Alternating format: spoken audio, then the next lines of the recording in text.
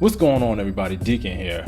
And a few days ago, I watched 2 videos from Q Fancy of the 6 show, and I left them up top so you can check them out if you want to. In watching those videos, she primarily focused on just the things that black men and women need to do to find a ways to get back to the love that we once had for each other and to build back up our relationships out in our community. And I agree, and I even left a comment explaining how because seeing those things and the negative things that it brought upon us, that I just avoided those things altogether. So in mentioning that, I said, yeah, I should do a video about that and I should talk about that. She said, you know, why not? Because she was interested to know that what was it that caused me to avoid the temptations and peer pressures that I seen in rap videos and on TV. Was it my upbringing or was it something else? And I could easily answer that question. And it was 2 things. 1, it was listening to my elders. And 2, I wanted to have accountability for my own actions. Now, number 1, when it comes to the elders, I didn't listen to all the elders because I had a lot of elders tell me a lot of things.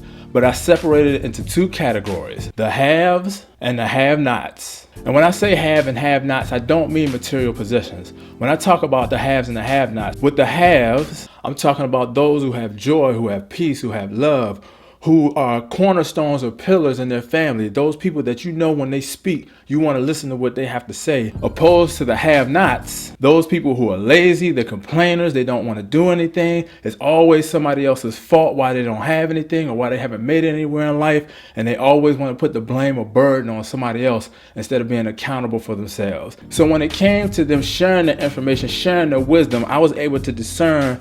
I wanted to be like the haves. I wanted to have a family and to have a type of lifestyle and to be that person that when I speak, people want to listen because I'm going not only by my own personal experiences, but also from that wisdom that was passed down to me that helped get me where I am. Now, with accountability, as a man of African descent, a black man in this American society, yes, there are some hurdles, there are some obstacles that we deal with, whether people want to admit it or not, they exist, but those obstacles are not excuses. My dad was an example of that. Sometimes he'll be on a job and he'll see people get promoted or elevated over him and it seemed like they were trying to keep him where he was, but instead of complaining about it, he just found another job. He didn't rant or just raise a fuss. He just did what he needed to do to be able to move into a different position, to get the promotions he needed to be able to advance his career. And I pretty much did the same thing. When it came to going to school, I didn't want to be that student that would be like, oh man, she gave me an E. Nah, man, you earn that E. When you don't go to class, you don't do the work, you're not doing what you're supposed to be doing, he or she didn't give you that grade, you earn that grade. But I wanted to be able to say the same thing when I made honor roll. When I was getting A's and B's in school, it was because I earned them. I put in the work, I put in the time so that I could make honor roll, because it blew my mind when going to school and I used to see guys who were proud to get like a 1.8 or a 2.0 and would brag about it. That was insane to me. Like, to me, when I missed the honor roll one year, I got a 2.5.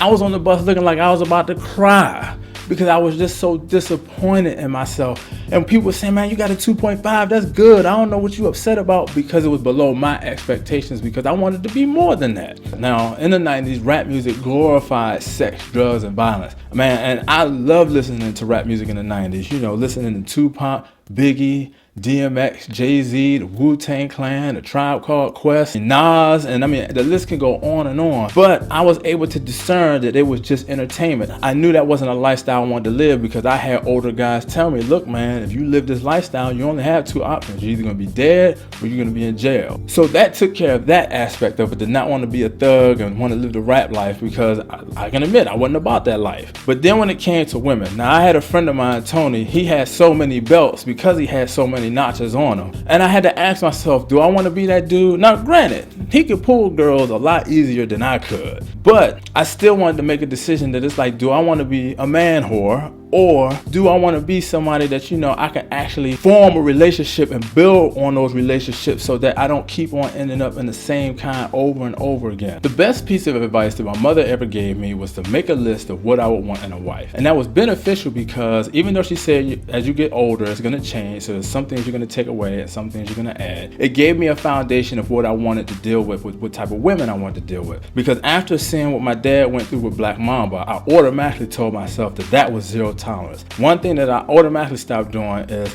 I'm just gonna go after a female just so I can say I had sex with her, or to get myself in a situation where I'm having sex with a woman that I really can't see myself having a future with.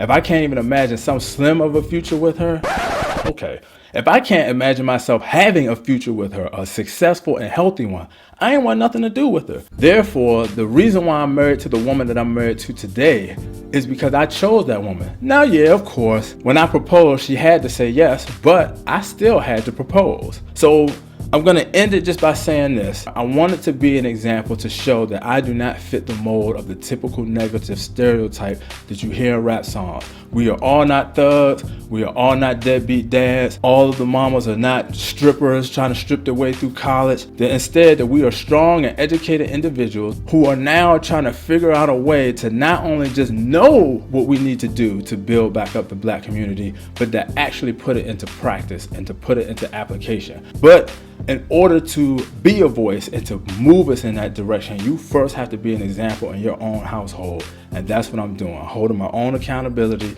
so that before I go telling somebody else like, hey, we need to bring this back home, I first need to have things straight in my home first. But that's all I have for you guys this week. Feel free to leave any comments in the comment section below. And as always, be wise. And until I see you guys next time, have a great weekend.